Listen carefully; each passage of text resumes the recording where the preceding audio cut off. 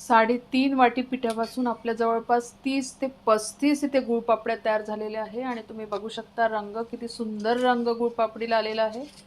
Design बघा गुळपापडीवरची किती मस्त आलेली आहे आणि ह्या अजिबात तेलकट होत नाही आणि बघा खस्तानेच बघा किती आलेला आहे आणि बिलकुल तेलकट ह्या गुळपापड्या होत बघा।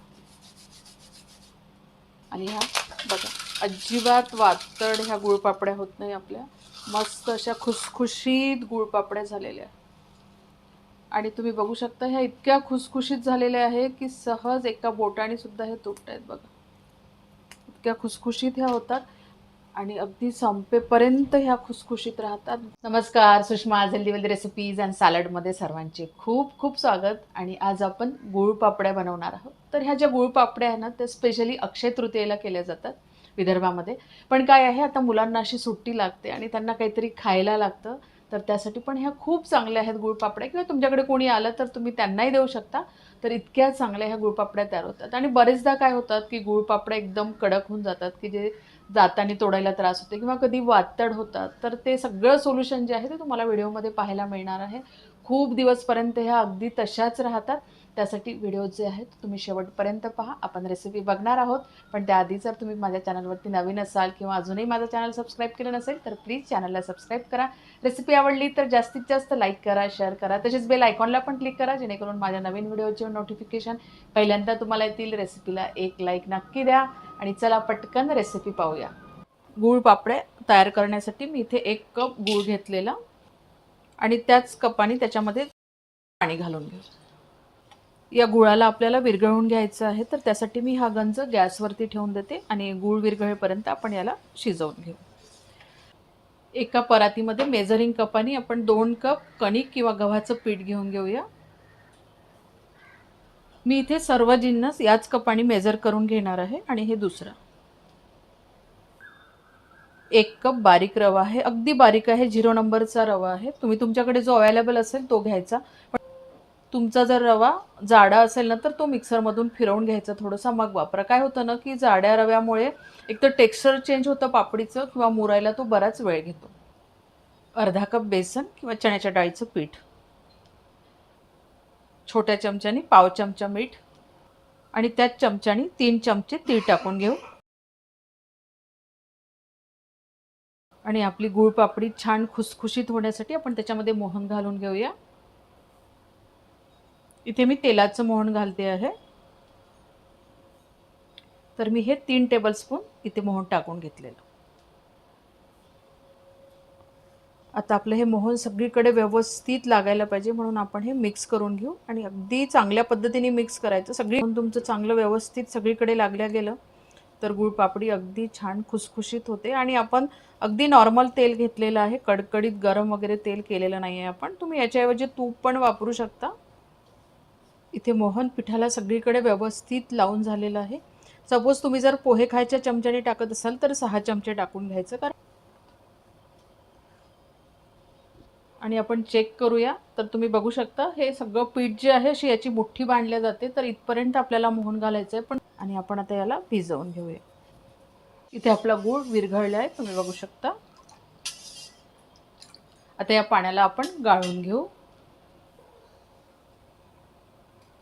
गाळून घेतल्यामुळे गुळामध्ये जर कचरा असेल ना तो निघून जातो आणि या पाण्याला आपल्याला आता पूर्णपणे थंड होऊ द्यायचं आहे। गुळाचं पाणी पूर्णपणे थंड झालेलं आहे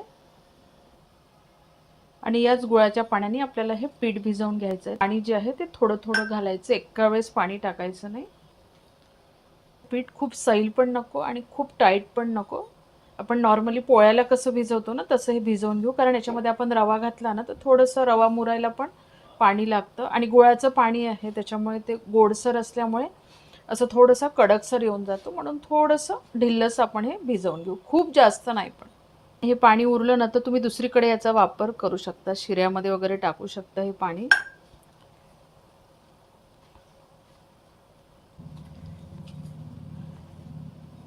खरं तर हे सगळे पदार्थ ना पूर्वी मुलांचे खाऊ होते, म्हणजे असं तर केल्या नाही जायचं, पण एक निमित्त असायचं की एखादा सण आहे तर सणाला खूप जास्त प्रमाणात ह्या सगळ्या गोष्टी करून घ्यायच्या, कारण भरपूर मुलं वगैरे घरात राहायची, त्याच्यामुळे सगळ्यांनाच असे 10-15 दिवस तरी पुरले पाहिजे अशा पद्धतीने हे करून घेतल्या जायच्या गुळपापड्या वगैरे।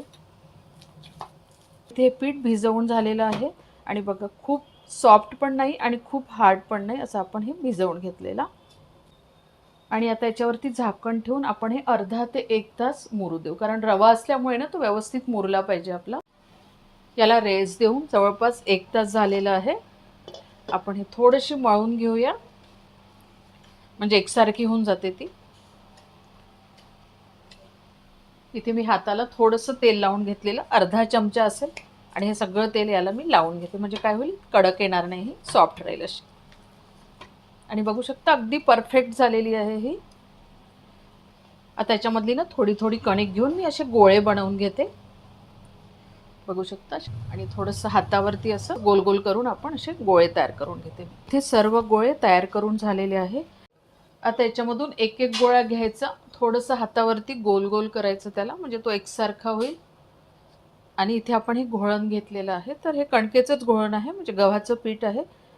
याच्यामध्ये हा घोळून घ्यायचा आणि थोडंसं हाताच्या सहाय्याने आपण याला एक्सटेंड करू आणि याची आपण आता या पोळपाटावरती पोळी लाटून घेऊ. तर आपल्याला हे खूप पातळ नको आणि खूप जाडही नको, तर असं मीडियम थिकनेसची आपण ही पोळी लाटून घेऊ.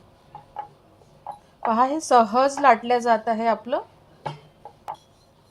आणि इथे आपली ही पोळी लाटून झालेली आहे.